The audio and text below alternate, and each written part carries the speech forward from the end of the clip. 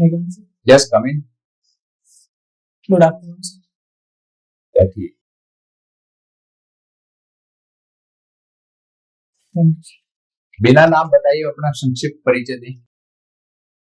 Sir मैं जयपुर जिले से बिलोंग करता हूँ। मैंने अपनी 12वीं तक की जो स्कूल है वो अपने गांव से की है। ग्रेजुएशन मैंने राजस्थान कॉलेज से की। उसके बाद में मैं सोशल जस्टिस डिपार्टमेंट में एज ए जूनियर असिस्टेंट लगा और पोइट्री करना मेरी हॉबी है सर। पोइट्री करना।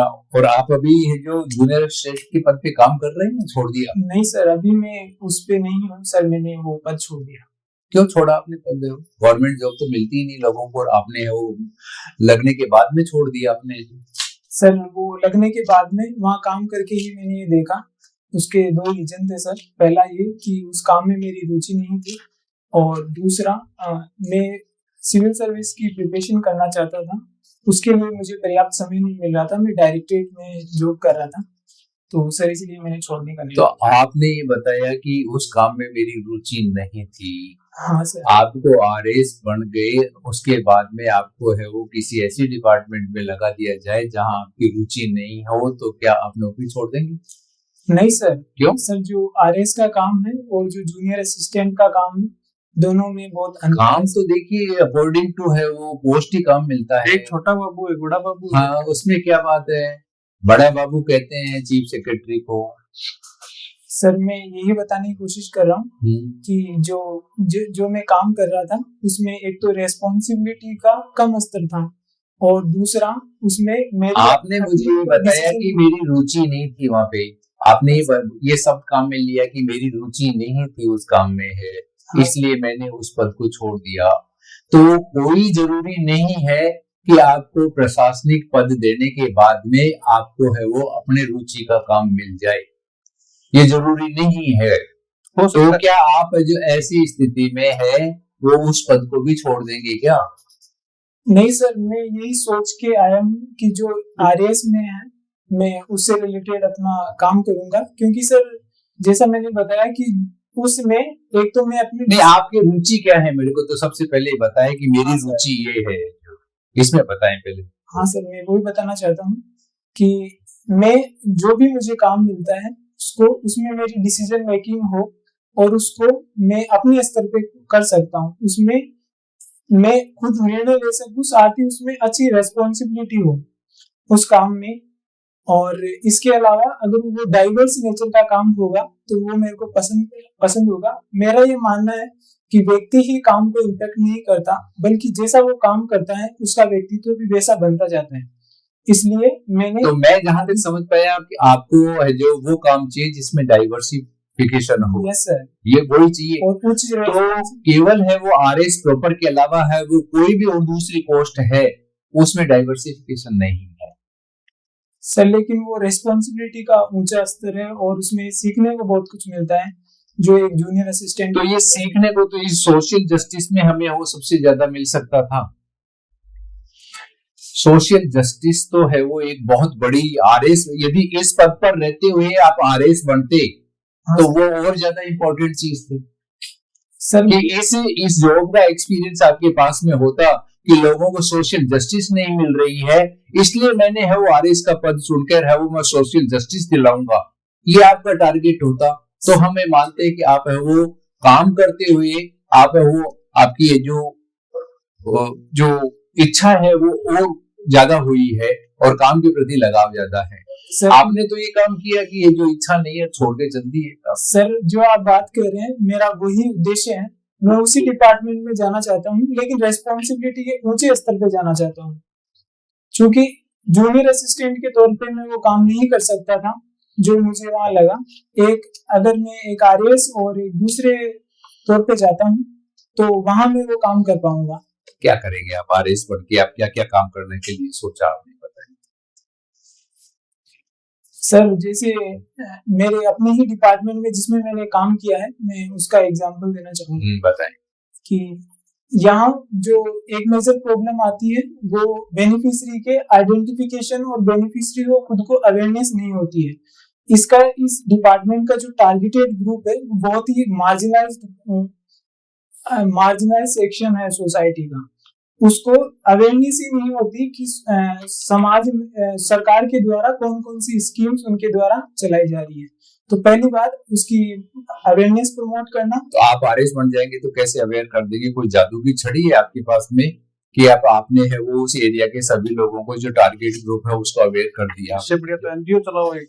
आप कैसे कर देंगे बताओ मेरे को। जो सर इसके लिए जैसे सर ने आप तो वही सभी जो आपके जो कर्मचारी हैं उन्हीं का उपयोग करेंगे, उनका तो मन ही नहीं करेगा कि जैसे आपने भी आपका मन नहीं किया आपने छोड़ दिया तो उनका भी मन नहीं करेगा तो वो भी नहीं करेंगे ये काम। नहीं सर, ऐसा नहीं हो सकता है कि सभी उसी तरह सोचते हो जैसे मैं सोचता हूँ। सबका अलग अलग व्यक्तित्व होता है, सबका अलग अलग काम करने का तरीका होता है सर। तो मैं नहीं मानता कि सब उसी दिशा में सोचेंगे। अच्छा, और आपकी सोशल जस्टिस डिपार्टमेंट में है वो किस तरह की स्कीम्स है वो अभी चलाई जा रही है? हाँ सर इसमें सोशल सिक्योरिटी से रिलेटेड कुछ स्कीम्स चलती है, जैसे वृद्धावस्था पेंशन योजना, एकल नारी पेंशन योजना, विधवा पेंशन योजना, और इसके अलावा स्कॉलरशिप स्कीम और जो पालनहार स्कीम्स हैं सर, ऐसी स्कीम चलती है। तो बहुत अच्छी स्कीम्स है, यदि इनका है वो सही तरीके से है वो इनको इम्प्लीमेंट किया जाए। हाँ सर, तो इनकी स्पिरिट तो है वो बहुत अच्छी, ऑब्जेक्ट है वो बहुत अच्छे हैं।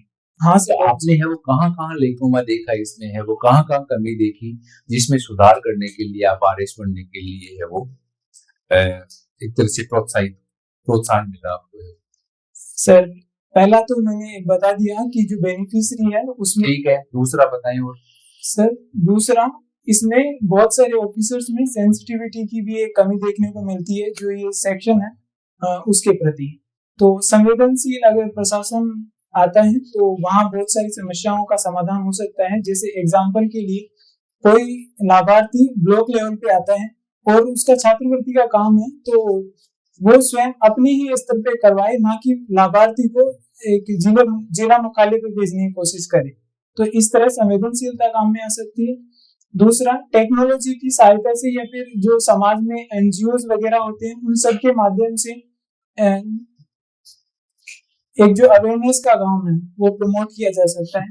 एडमिनिस्ट्रेशन और लोगों के बीच में जो दूरी है उसको कम किया जा सकता है। इफेक्टिव इम्प्लीमेंटेशन ऑफ स्कीम से हो, हाँ उसके लिए है वो सभी का सहयोग लिया जाए।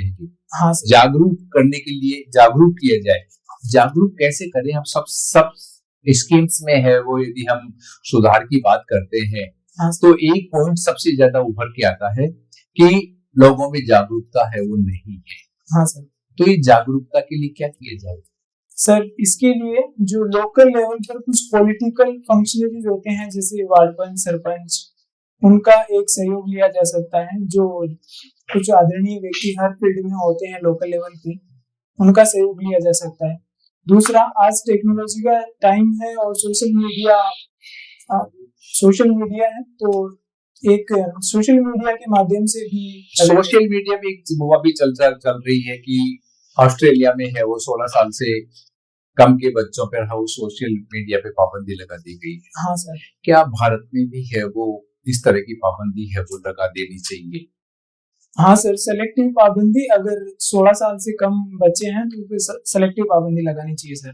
उनको एजुकेशन में छूट देकर जो अदर जो एक्टिविटीज में वो एक्सेस कर सकते हैं वहाँ उनको कुछ जैसे एज क्राइटेरिया रख सकते हैं, या फिर जो पेरेंट्स का अप्रूवल चाहिए उसके लिए ऐसा कुछ कर सकते हैं सर। ये जो विकसित भारत के लिए है वो विभिन्न प्रयोग है वो किए जा रहे हैं, नए है जो। हाँ सर, उनके बारे में कुछ बताएं सर। अभी हाल ही में जो मानसून ये जो शीत सेशन गया पार्लियामेंट का, इसमें भी कुछ बिल आए हैं। जैसे अपनी जो हायर एजुकेशन है उसमें रिफॉर्म से रिलेटेड एक बिल आया है। दूसरा, क्या वो बिल पास हो गया? हायर एजुकेशन से संबंधित जो बिल लाए जो आप जो बता रहे हो, जो क्या बिल पास हो गया? सर मुझे उसकी स्टेज अभी ध्यान नहीं है कि वो कौन सी स्टेज पे है सर, मैं इसके बारे में और अध्ययन करूंगा। वो प्रवर समिति को सौंप दिया गया। अच्छा, ये प्रवर समिति है वो क्या होती है? सर ये जो लोकसभा और राज्यसभा दोनों के सदस्य होते हैं इसमें, जो बिल का अनुसंधान करती है गहरे तौर पे की और रिकमेंडेशन प्रस्तुत करती है। उस रिकमेंडेशन के आधार पर जो सदन है वो बिल को या तो पास करते हैं या अस्वीकार करते हैं। और कौन कौन सी बिल है वो पास की गई अभी जो वर्तमान शीतकालीन सत्र में है वो? सर एक तो शांति नाम से बिल है जो न्यूक्लियर एनर्जी से रिलेटेड जो लाइबिलिटी में कुछ छूट देता है, और दूसरा मनरेगा को रिप्लेस करके एक वीबी जी राम जी एक बिल आया है। इस बिल में क्या है, मुख्य क्या प्रोविजंस है वो किए गए हैं? सर वीबी जी राम जी, सर इसमें कुछ सुधार किए गए हैं। जो पहले जैसे एक तो जो दिन होते थे उसको बढ़ा दिया गया, एक जो फंडिंग पैटर्न है उसको सेंटर और स्टेट के बीच में 60 और 40 का कर दिया गया, और इसके अलावा एक और बिल लाया गया इस शीतकालीन सत्र में। सर मैं ध्यान नहीं कर पा रहा हूँ। ध्यान नहीं कर पा रही हूँ। हाँ सर। कोई स्टेट बोर्ड्स पे है वो और सरचार्ज जो टैक्स लगाने की? हाँ सर, हेल्थ सिक्योरिटी से नेशनल सिक्योरिटी शायद। किस पे लगाना? किस पे लगाए हैं सर? ये जो टोबैको जो प्रोडक्ट्स होते हैं, पान मसाला, इन सब। सिनगुड्स? हाँ सर। सिनगुड्स क्यों कहा गया इनको? सर ये समाज में एक नेगेटिव गुड्स मानी जाती है क्योंकि पब्लिक हेल्थ के लिए नेगेटिव है, तो सरकार इनको डिस्करेज करती है, इसलिए इन पे अधिक टैक्स। चीनी भी तो नेगेटिव है। Sorry sir? शुगर है, वो इतनी डायबिटीज होती है लोगों में। शुगर, तो चीनी का कंजम्पशन भी कम करना चाहिए, उस पे भी नहीं लगना चाहिए, कितनी सारी डायबिटीज होती है। हाँ सर, चीनी से बहुत सारी हेल्थ इश्यूज होते हैं, तो सरकार इस पे कर सकती है। लेकिन अभी जो मेजरली जो सिन गुड्स माने गए उसमें नमक भी है जो उसमें प्रॉब्लम होती है सर, लेकिन अगर वो सही यूज करते हैं तो वो अच्छा है नमक तो। अच्छा, ठीक है। अरुणाचल प्रदेश में है वो अभी क्या चल रहा है? सर अरुणाचल, अभी कुछ दिन पहले न्यूज थी कि अरुणाचल का एक नागरिक जब चाइना से जा रहा था तो उसको वहां रोका गया पासपोर्ट के लिए, क्योंकि वो भारत के पासपोर्ट को नहीं मानता है। तो ये जो एक्सटेंशन पॉलिसी है चाइना की, इसको लेकर इश्यू है सर। बांग्लादेश में है वो फिर हिंसा भड़की है। हाँ सर। क्या कारण है सर? उसके पीछे मेजर कारण तो जो अभी पिछले साल सितंबर 2024 में जो शेख हसीना की, जो श्रीमती शेख हसीना की जो सरकार बदली है उसके बाद में स्थिरता नहीं आ पाई अभी तक, और दूसरा उनका भारत के प्रति एक नेगेटिव नैरेटिव वहाँ बनता जा रहा है क्योंकि भारत ने शेख हसीना को यहाँ शरण दी है। रिसेंट अभी हिंसा भड़कने का क्या कारण है रिसेंट अभी? सर वो वहाँ के जो एक मिनिस्टर थे उनकी हत्या हो गई शूटिंग में। मिनिस्टर थे क्या वो? सॉरी सर, एक लीडर थे, पॉलिटिकल लीडर। क्या नाम था सर? हदी नाम करके था, मुझे पूरा याद नहीं। भारत का समर्थित था या भारत विरोधी था? सर भारत का विरोधी था वो, और भारत के जो मैप था उसको भी वो तोड़ के बताता था, मतलब सही रूप में नहीं बताता था, जैसे बांग्लादेश, बॉर्डर बांग्लादेश की। बांग्लादेश एकाएक अभी रिसेंट इतना भारत का विरोधी है, वो क्यों हो गया? सर इसके जैसे एक रीजन तो यह है कि जो अस्थिरता अभी बांग्लादेश में चल रही है और भारत ने भी शेख हसीना को शरण दे रखी है, तो इस एक गलत एक नेगेटिव नैरेटिव वहाँ बनता जा रहा है। दूसरा, चाइना भी वहाँ कुछ इन्वेस्टमेंट कर रहा है, जैसे पोर्ट्स वगैरह बना रहा है, अपना एयरबेस बना रहा है, तो इन सब के कारण जो एंटी इंडिया का नैरेटिव चल रहा है सर। ठीक। Social justice and empowerment department कब से कब तक की थी ना? सर मैंने 2020 से 2022 मतलब 18। रिजाइन दिया या एब्सेंट हो गए? सर रिजाइन दिया। रिजाइन दे दी? सर मैं दोनों में नहीं कर पा रहा था, दोनों जो अपनी प्रिपरेशन है और जॉब में, दोनों में सामंजस्य नहीं कर पा रहा था, इसलिए मैंने उसको छोड़ने का निर्णय लिया। अच्छा, ठीक है। तो आप मुझे बताएं कि सोशल जस्टिस डिपार्टमेंट भी कोई स्कीम आपको पता है जिसमें आप काम कर रहे थे? हाँ सर, पालनहार स्कीम है। और सर इसके अलावा जो कन्यादान स्कीम, वृद्धजन पेंशन योजना, विधवा पेंशन योजना सर। अच्छा, कहाँ का रही पोस्टिंग आपकी? सर मेरी डायरेक्टरेट में दी। अच्छा, डायरेक्टरेट में? हाँ सर। ठीक है। निदेशालय में और सचिवालय में क्या डिफरेंस है? सर निदेशालय ग्राउंड लेवल पे काम करता है, वो जनता से डायरेक्ट कनेक्टेड रहता है, और जो सचिवालय है उसको पॉलिसी इनपुट्स प्रोवाइड करवाता है, जबकि सचिवालय का मुख्य काम होता है पॉलिसी मेकिंग बनाना, एडमिनिस्ट्रेशन का बैकबोन के तौर पे वो काम करता है। अच्छा, अभी आपने कहा कि सीखने को मिलता है लोगों से, है ना? हाँ। तो सीखने का काम तो सबसे ज्यादा एलडीसी से मिलता है। कोई भी फाइल आती है तो जो जूनियर असिस्टेंट होता है वही उसको हाँ सर। डील करता है। हाँ सर। तो जूनियर असिस्टेंट में ज्यादा सीखने नहीं मिलता है सर, लेकिन लोगों के साथ उसमें डीलिंग नहीं होती। ऐसा अगर नहीं होती, लोग सबसे पहले आके अफसर के पास आते हैं, अफसर के साहब मुझे दो लेटर। हाँ सर आपकी बात सही है इस दृष्टि से, लेकिन अगर मुझे कुछ लगता भी है तो मैं अपने स्तर पे कोई इनिशिएटिव नहीं ले सकता एलडीसी में। और क्यों नहीं मेरे ले सकता? पास सर खूब इनिशिएटिव ले सकता है, सर बिल्कुल ले सकता है। वो तो उल्टा गाइड करता है, सर इस मामले में ऐसा करो। सर लेकिन एलडीसी का उसके मतलब पास पावर नहीं होती सर। पावर तो नहीं होती, हाँ सर। लेकिन डील करके पॉजिटिवली पुटअप तो कर सकता है फाइल को। हाँ सर कर सकता है, इसे तो अधिकारियों का सहयोग करता है सर। तो फिर आप तो बहुत ज्यादा सीख सकते थे एलडीसी से। चलो ठीक है, आप ये बताएं कि अभी अरावली को लेकर के काफी हंगामा और चल रहा है, हाँ है ना? क्या हुआ ऐसा, किस लिए चल रहा है? सर, इसका मेन कारण है कि जो पर्यावरण मंत्रालय की एक कमेटी है उसने सुप्रीम कोर्ट में एक रिपोर्ट दी थी, जिससे सुप्रीम कोर्ट ने उस डेफिनेशन को स्वीकार कर लिया कि 100 मीटर से ऊपर की जो अरावलियां होंगी उसको ही केवल अरावली माना जाएगा, जबकि नीचे की जो उनको नहीं माना जाए। उनको hills ऐसा को तो गोवा में भी जो है वो नारियल के पेड़ों को लेके भी ऐसा किया गया था, ठीक है? उनकी परिभाषा के इनको पेड़ की श्रेणी में नहीं मानेंगे, एकल को नदी को कर देंगे। हाँ सर। तो ऐसे तो फिर सारे जो नेचुरल रिसोर्सेज हैं, नेचुरल चीजें हैं, उस पे तो वो पूरा खत्म कर देंगे इस हिसाब से। हाँ सर, ये गलत है, इसीलिए तो लोगों का एक रिएक्शन देखने को मिला। मतलब सुप्रीम कोर्ट डिसीजन गलत था सर, लोगों को ऐसा लगता है, सब लोगों को, कि कहीं ना कहीं इसमें रिव्यू। आपको क्या लगता है? सब लोगों से मतलब नहीं, मुझे आपसे। हाँ सर, मुझे भी ऐसा लगता है, क्योंकि अरावली का जो 90% से जो ज्यादा भाग है वो इससे बाहर हो जाएगा, और अरावली का बहुत इंपॉर्टेंस है क्लाइमेट के रूप से। तो इसलिए अगर सुप्रीम कोर्ट इस पे रिव्यू करता है तो वो एक बेहतरीन रिव्यू करेगा तो भी रिपोर्ट तो वही रहेगी, पर्यावरण विभाग तो अपनी रिपोर्ट चेंज करेगा नहीं, और जजमेंट हमेशा जो है वो रिपोर्ट्स और फैक्ट्स उस मेरिट्स के आधार पे दिया जाता है। हाँ सर। तो आप एचडीएम हो और ये सिचुएशन है, आप क्या करोगे? सर, मैं एज एसडीएम मैं तो सुप्रीम कोर्ट की जो फैसले हैं उसके पक्ष में रहूंगा, लेकिन इसको रिव्यू कराने के लिए आप क्या इनिशिएटिव करोगे, क्या ऐसा करोगे लोगों को ताकि आप मोटिवेट करोगे कि वो सुप्रीम कोर्ट तक पहुंचे या रिव्यू करें या जो भी? सर, इस फैसले को रिव्यू कराने का तो शायद जुरिस्डिक्शन मेरे पास नहीं होगा सर। नहीं, वो तो सुप्रीम कोर्ट का है। हाँ सर। आप कुछ कर सकते हो? सर, मैं तो एज एसडीएम तो शायद कुछ नहीं कर पाऊंगा सर। अच्छा, कोई अभियान चल रहा है क्या इसके लिए?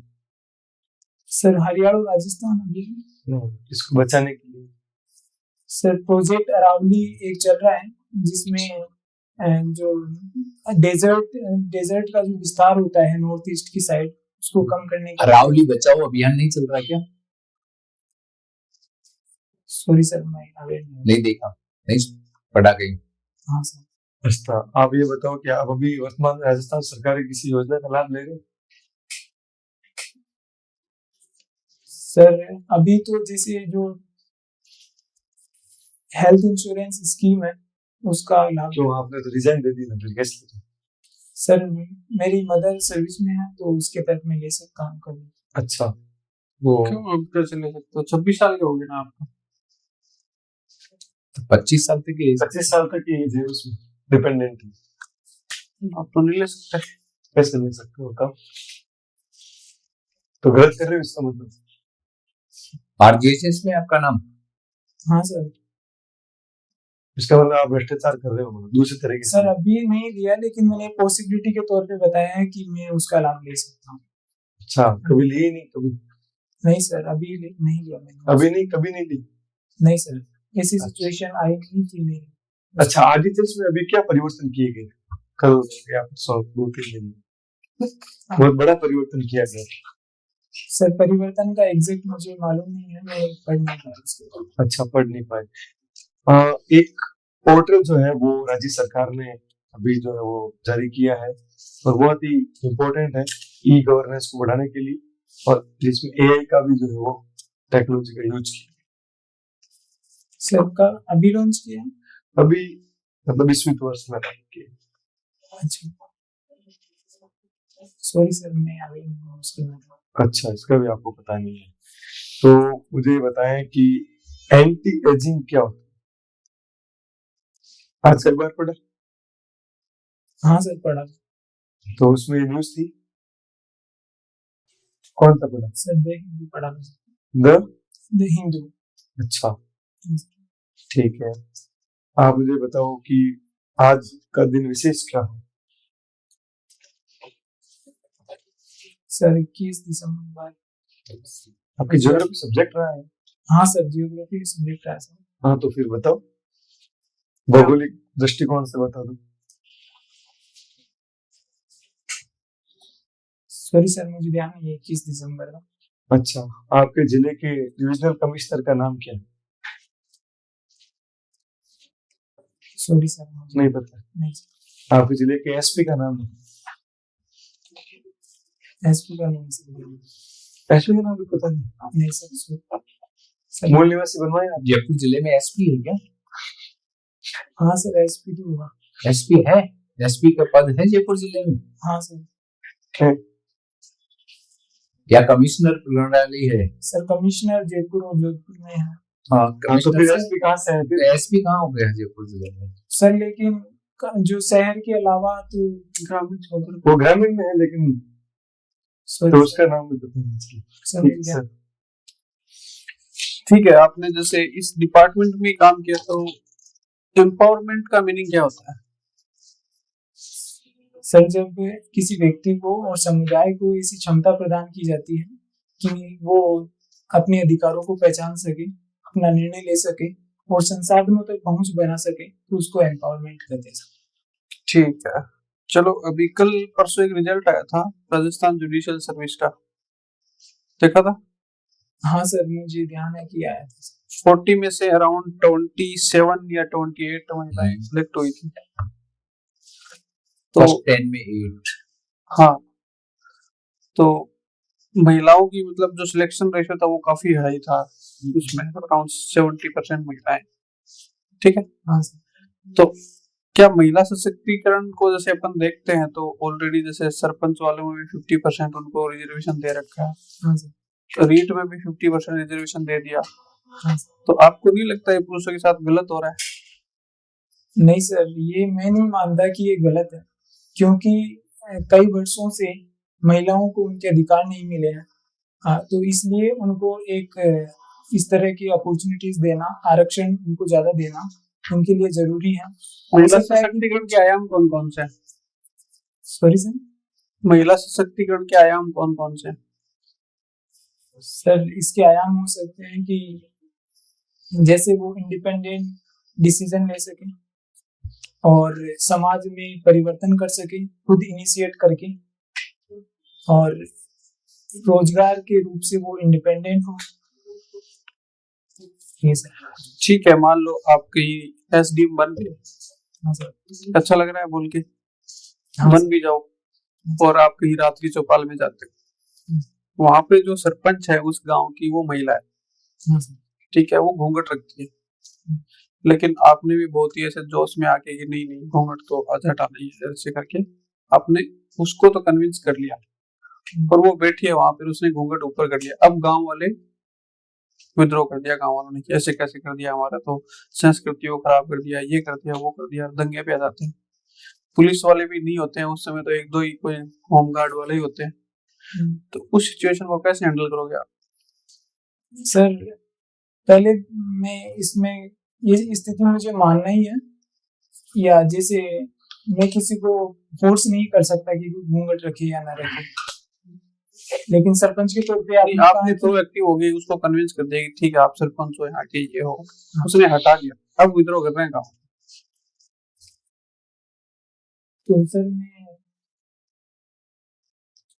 मैं जो पॉलिटिकल फंक्शनरीज है या फिर गांव के जो बुजुर्ग व्यक्ति हैं या कोई अच्छा व्यक्ति है जो समाज में सामाजिक काम करता है, मैं उनको कन्विंस करने की पहले कोशिश करूंगा और ये उनके माध्यम से गांव वालों तक अपनी बात पहुंचाऊंगा। मैं डायरेक्ट नहीं पहुंचा कि मेरा पहला काम ये होगा। दूसरा, मैं जो घूंघट प्रथा के कारण किस किस तरह के नेगेटिव्स एक महिला के प्रति ज्यादा उनके अधिकारों का हनन होता है वो उनको समझाने की कोशिश करूंगा। सर ऐसे मेरे कुछ स्टेप्स होंगे और जो महिला सरपंच है उसको भी मैं इसके इम्पोर्टेंस के बारे में बताऊंगा ताकि हो सकता है कि गांव वाले उसकी बात मेरे से ज्यादा बेहतर समझेंगे और मानेंगे, तो उसके माध्यम से करूंगा। ये सरपंच पति और सरपंच पुत्र भी चल रहे होते हैं आजकल। हाँ सर। इसका क्या कारण है मैम कि क्या इनको मतलब इनको डिस्करेज करने के लिए क्या किया जा सकता है? सर इनके लिए महिला सशक्तिकरण तो एक मेन बिंदु है ही। अगर महिलाएं अच्छी पढ़ी लिखी है वो अपने डिसीजन खुद ले सकती है तो फिर इस चीज की जरूरत नहीं पड़ेगी। और दूसरा मेन कारण होता है कि महिलाओं के पास इकोनॉमिक पावर भी नहीं होती, उनके अपने आर्थिक संसाधन नहीं होते, वो पतियों पर या फिर पुत्रों पर ही डिपेंडेंट होती है, इसलिए ऐसी घटनाएं देखने को मिलती है। सच में नहीं होते कि या फिर साइकोलॉजिकली नहीं होते? क्या सच में उनके पास आर्थिक संसाधन नहीं होते, उनके राइट्स नहीं होते क्या? जमीन पे उनका 50% राइट होता है। सर होता है लेकिन एक सामाजिक कस्टम के तौर पे वो जमीन नाम नहीं करवाती है। ठीक है, आपने जैसे इस डिपार्टमेंट में काम किया तो इसमें बहुत सारी स्कीम चलती रहती है, ये पेंशन दे दो वो पेंशन दे दो। हाँ सर। ऐसे फ्री बीज, फिर जैसे चुनाव आएंगे तो ऐसे बोलेंगे भाई और 500 रुपए बढ़ा देते हैं। हाँ सर। तो फ्री बीज का कल्चर काफी चल जाता है उसके बाद में कि ये भी फ्री है वो भी फ्री। हाँ सर। तो इसको आप कैसे, इसका क्या प्रभाव पड़ता है समाज पे और जो राजकोष है उसके ऊपर? सर पहले तो जो आपने पेंशन के लिए कहा, मैं मानता हूँ कि पेंशन जो मेरे डिपार्टमेंट में दी जाती थी वो फ्रीबीज नहीं है, वो बहुत ही जो मार्जिनलाइज सेक्शन है उसके लिए टारगेटेड होती थी। लेकिन जो फ्रीबीज इलेक्शंस के टाइम पे दी जाती है, जैसे अभी बिहार में दिए गए, तो उस तरह का उनका बहुत नेगेटिव प्रभाव पड़ता है क्योंकि वो लोगों को इमीडिएट लाभ जरूर पहुंचाती है, लेकिन राज्य में जो लॉन्ग टर्म जो विकास होना चाहिए, जो आधारभूत का विकास, इंफ्रास्ट्रक्चर का डेवलपमेंट होना चाहिए या फिर रोजगार उत्पन्न होते हैं लॉन्ग टर्म्स में, वो एक तरह से नहीं होते हैं। पेंशन किस में आती है? बजट के राजस्व खर्चे में आती है या पूंजीगत खर्चे में आती है? सर पेंशन राजस्व खर्चे में आती है। और पूंजीगत खर्चे में क्या आता है? सर कुछ ऐसा एक जो खर्चा सरकार करती है जिससे या तो उसकी लायबिलिटीज कम होती है या फिर उसकी संपत्तियों का सृजन होता है। जैसे लायबिलिटीज कम करने का मतलब कि अपना जो लोन है अगर बकाया है उसको चुका देना, और संपत्तियों का सृजन करने का तात्पर्य है कि कुछ आधार जैसे रोड बना देना, इस तरह कुछ। ठीक है, एक ये जो माइनिंग होती है, इलीगल माइनिंग होती है। हाँ सर। तो जैसे बजरी की भी इलीगल माइनिंग होती है, तो बजरी की इलीगल माइनिंग से क्या प्रभाव पड़ता है? प्रभाव क्या होते हैं, उसको क्यों रोकना चाह रहे हैं? सर पहला प्रभाव तो ये है कि सरकार को जो रॉयल्टी मिल सकती थी वो नहीं मिलती है, तो सरकार के जो राजस्व है। ठीक है, एक पॉइंट ये हो गया। और ये होता है सर, एक इलीगल माइनिंग की वजह से अरावली पे भी एक नेगेटिव प्रभाव पड़ता है, जो पहाड़ी वो तो नदियों में कर रहे हैं जाके। बजरी का कहा मैंने, बजरी। सर वहाँ की जियोग्राफी पे भी एक नेगेटिव प्रभाव ऐसी जगह देखने को मिला जहाँ सुप्रीम कोर्ट ने रोक लगा रखी थी, उन एरियाज में भी वो इलीगल माइनिंग करते हैं। आपको यदि ध्यान हो तो एक बार कावेरी में बाढ़ आई थी आज से 2 साल पहले, ठीक है, और वहां पे जैसे ही बाढ़ खत्म हुई तो ग्राउंड वाटर के रिसोर्सेज थे वो भी सूख गए। ऐसा क्यों? सर मैं प्रश्न समझ नहीं पाया। मतलब जो कावेरी रिवर है उसमें, उसके जो रिवर बेल्ट है उसमें बाढ़ आई थी। हाँ सर। और जैसे ही बाढ़ गई, हाँ। बाढ़ और हुई, फ्लडिंग, तो उसके पश्चात वहां पे जो ग्राउंड वाटर रिसोर्सेज थे वो भी ड्राई हो गए। कोई ग्राउंड वाटर रिसोर्सेज पे फर्क पड़ता है इसका? और फ्लड का, बजरी माइनिंग का? सर हो सकता है कि अगर ये कुछ फैल जाती है तो ग्राउंड वाटर बढ़िया ना, रिचार्ज नहीं हो पाता। वाटर रिचार्ज कैसे होता है? सर जैसे वर्षा होती है तो उसका पानी पृथ्वी के अंदर जाता है तो उसे ग्राउंड वाटर रिचार्ज होता है धीरे धीरे। ये जियो स्ट्रेटेजिक लोकेशंस कौन कौन सी है इंडियन ओशियन में? हिंद महासागर में जियो स्ट्रेटेजिक लोकेशन समझते हो? हाँ सर। वो कौन सी? सर वो जैसे एक तो चांदीपुर रेंज जहाँ से अपन इसका ठीक है सैटेलाइट लॉन्च करते हैं, सैटेलाइट या फिर मिसाइल्स का परीक्षण करते हैं। और इसके अलावा इंडिया के कौन कौन से पोर्ट है? पोर्ट सर चेन्नई है, मुंबई में है, जवाहर नेहरू पोर्ट है और कांडला जो गुजरात में है, और उसके अलावा बेंगलोर और एक कोलकाता में है। और पूर्वी तट पे सर एक चेन्नई हो गया, विशाखापट्टनम हो गया।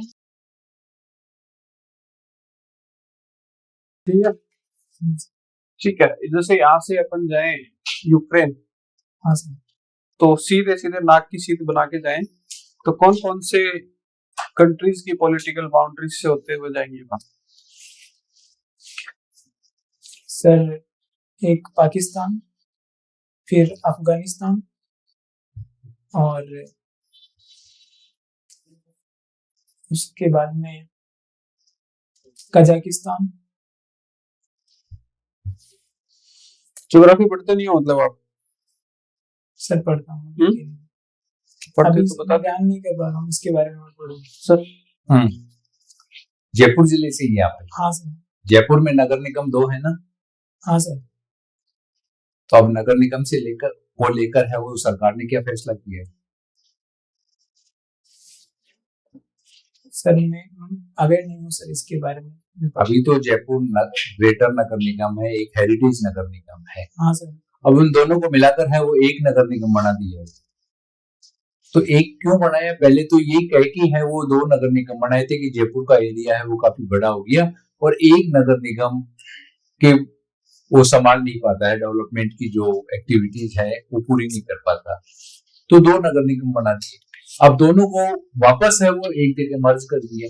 ऐसा क्यों किया सर? इसका कारण हो सकता है कि जो एक इंटीग्रेटेड तरीके से जो जयपुर की जो प्रॉब्लम्स है, जैसे वेस्ट मैनेजमेंट करना और डेवलपमेंट के कार्य करना, इनको एक इंटीग्रेटेड तरीके से पूरे जयपुर में इम्प्लीमेंट कर सके, इसके लिए किया जा सकता है।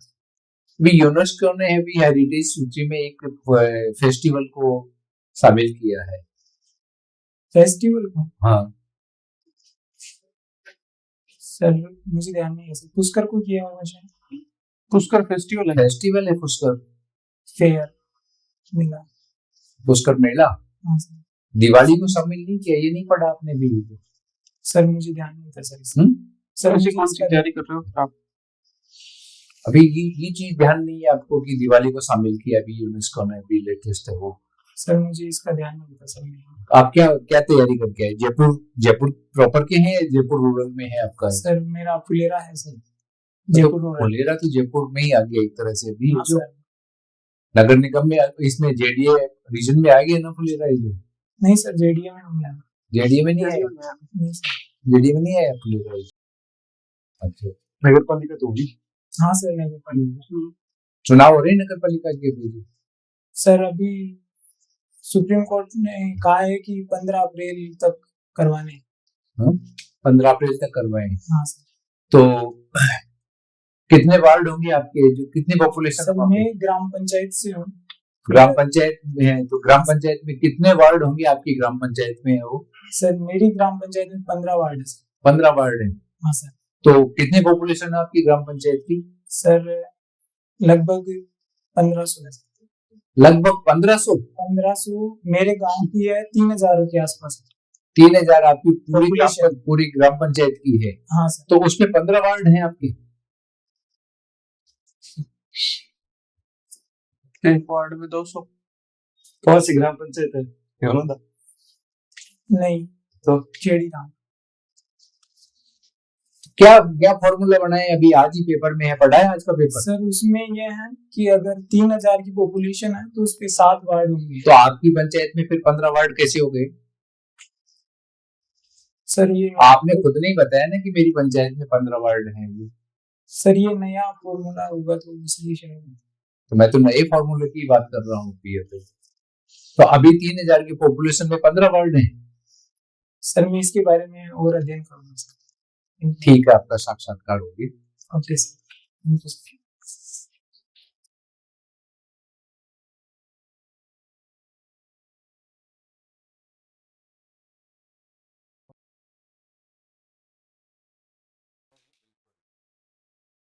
आओ सीताराम,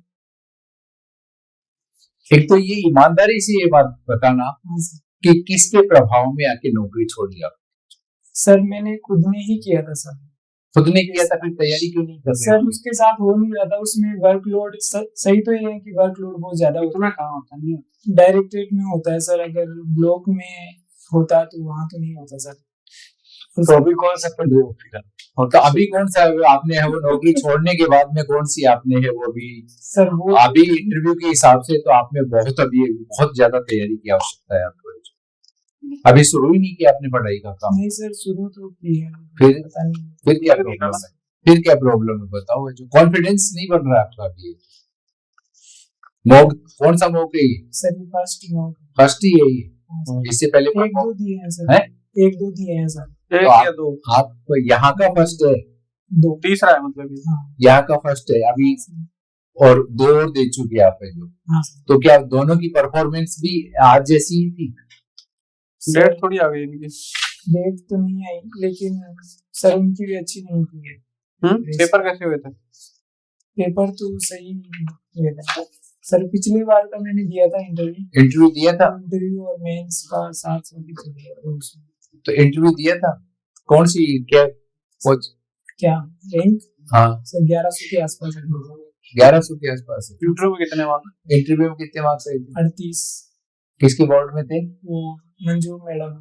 मंजू मैडम ने तो 38 है, तो परफॉर्मेंस है वो अच्छी नहीं थी वहाँ पे इंटरव्यू के अंदर। तो नहीं तो मंजू मैम है वो कम से कम 45 नंबर तो देती है। और दूसरे का तो ये भी देती है। तो अभी आपने इंटरव्यू वहाँ आरपीएससी में दे लिया, यहाँ मॉक भी दे रहे हो, प्रॉब्लम क्या आ रही है? सर शायद मैं कम्युनिकेशन नहीं करता हूँ। मैं क्या है जैसे देने के लिए वीकली आता हूँ, मैं अपने घर पे रहता हूँ। ग्रुप नहीं है क्या 2-3 का? ग्रुप नहीं है और प्रॉपर कम्युनिकेशन नहीं होता है, उसकी वजह से भी यार 2-1 महीने है जब तक नहीं होती। तो एक चीज देखो, एक चीज है कि आप एक तो जोर से बोलो, थोड़ा सा जोर से। घर पे कैसे बोलता हो? सर घर पे तो नॉर्मल बोलता हूँ। खोलो गिले को खोलो, गोला बंधा हुआ है। घर पे तो नॉर्मल बोलता हूँ सर, लेकिन हो सकता है कि ग्रुप की वजह से वो प्रॉपर ज्यादा डिस्कशन नहीं होता है तो इंफॉर्मेशन। तो आपको पता है कि मेरे इस वजह से प्रॉब्लम है, तो वो काम करो ना आप। जो कब करोगे फिर जो सर तो ले रहा है तो अकेला तो नहीं हो सकता ना कि जैसे मैं घर पे प्रैक्टिस करूँ तो वो सही से नहीं होगी। तो मिरर के सामने करो आप जो प्रैक्टिस आप है जो आपका खुद असेसमेंट। अभी आप इंटरव्यू का आपका जो ये देखोगे आपका जो पूरा है जो, हाँ सर, तो उसमें आप खुद देख लोगे कि है वो मैं कैसे बोल रहा हूँ। खुद का ऑडियो रिकॉर्ड करो, फिर सुनो कि मैं बोल क्या रहा हूँ। सर वो ठीक है, या फिर जैसे ग्रुप वगैरह जरूरी है ताकि जब ग्रुप है नहीं तब तो वो सही। तब कहाँ से लाओगे ग्रुप है जो? हाँ सर, यहाँ अगर शिफ्ट हो जाऊंगा तो यहाँ तो एक दूसरे जानकारी। तो फिर कब करो, कब शिफ्ट हो जाओ, कब हो? आपको मैं पूछ रहा हूँ कि कौन सा ठीक रहेगा। ग्रुप ज्यादा बढ़िया रहेगा। जहाँ आप सबसे ज्यादा इजी फील करें वो काम करो आप। फुलेरा से तो बहुत ट्रेनें आती है, सुबह आ जाओ, ग्रुप भी बना, तो यहाँ रहने की जरूरत ही नहीं है।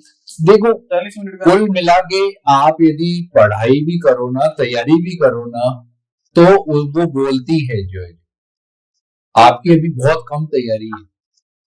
यूपीएससी दिए क्या अपना? आप कह रहे हो ना यूपीएससी सिविल सर्विस में यूपीएससी सिविल के तो उन्होंने करंट अफेयर भी तो तैयारी करो। कैसे सिविल सर्विस के तो आपने करंट अफेयर भी नहीं पढ़े, मेरे को बातों से पता चल गया। अभी आप जो मेरे ख्याल से इंटरव्यू का इंतजार कर रहे हैं, डेट का इंतजार कर रहे हैं। नहीं सर, मैं कर तो रहा हूँ लेकिन पता नहीं करंट अफेयर्स में थोड़ा हुआ नहीं। नहीं, आप तैयारी करो सीताराम, तैयारी करोगे तो बहुत अच्छे नंबर आएंगे और तुम कर सकते हो। जब तुम ये स्टेप उठा सकते हो कि नौकरी छोड़ दो, तो ये यदि आपने ठान ली ना कि मुझे तैयारी करनी है, मुझे हर लो, तो पेपर ही नहीं पढ़ रहे हो यार। तुम्हें जो पेपर में जो बात आ रही है वही हम तुमसे बात कर रहे हैं, वही तुम क्लियर नहीं कर पा रहे हो। और अभी 4 दिन पहले तो दीपावली को एकदम बोल रहे हाँ ये देखो, ये तो कौन से पेपर में बात कर ली? सब में आई ये सब में है ये न्यूज।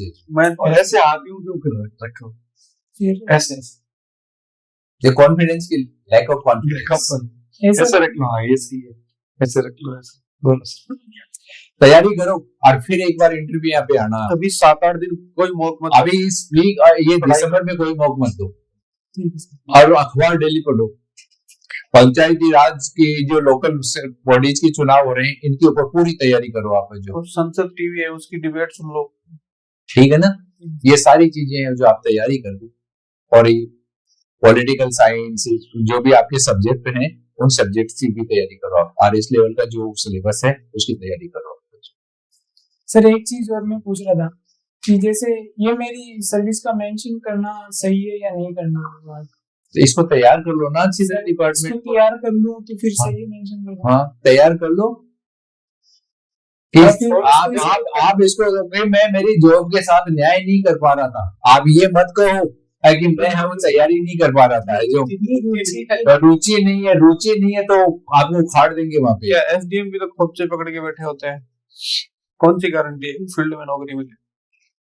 तो ये बोल दूं कि उसके साथ न्याय नहीं कर? हाँ मैं वहां न्याय नहीं कर पा रहा था, उस डिपार्टमेंट में जो काम कर रहा था, काम में मैं टाइम नहीं दे पा रहा था, उस डिपार्टमेंट के साथ न्याय नहीं कर पा रहा था, इसलिए मैंने है वो उसको छोड़ना ज्यादा उपयुक्त माना, जिससे कि मैं मेरा जो टारगेट है आरएस बनने का, मैं उसको पूरा कर सकूं। बड़ा पोलाइट वे में, ऐसा नहीं कि मेरा रुचि का विषय नहीं था ये, वो रुचि रुचि सब। एक काम और करना, आप 1-to-1 में विकास सर से मिल लेना। हाँ सर, मेरे हिसाब से थोड़ा सा होराइजन सेट, थोड़ा सा और पढ़ाई करनी है, बिल्कुल माइंड सेट करेंगी वो, बिल्कुल निश्चित जरूरत है आपको उसकी, जरूरत है। अच्छा ये क्वेश्चन, लेकिन ये मेरा विश्वास है कि ये कर सकता है। हाँ, जब इतना बड़ा डिसीजन ले सकता मैं यही कह रहा हूँ कि डिसीजन आराम से से वहाँ रह रहा हूँ तो वहाँ क्या है ऐसा मतलब कि पास कोई मतलब की तैयारी करने वाले वहाँ अकेले रह रहे हो, उसके फायदे भी तो देखो, मेरिट्स भी देखो। आप जो यहाँ दोस्तों के साथ 2 घंटे खराब करोगे, वहाँ 2 घंटे में आप जो और भी तैयारी बहुत ज्यादा कर सकते हो। आप डिसिप्लिन रखो, तैयारी तो बोलेगी आपकी। मेरा मानना है तैयारी बोलती है, ठीक है सर, तो ये तैयार करो आप। Thank you sir.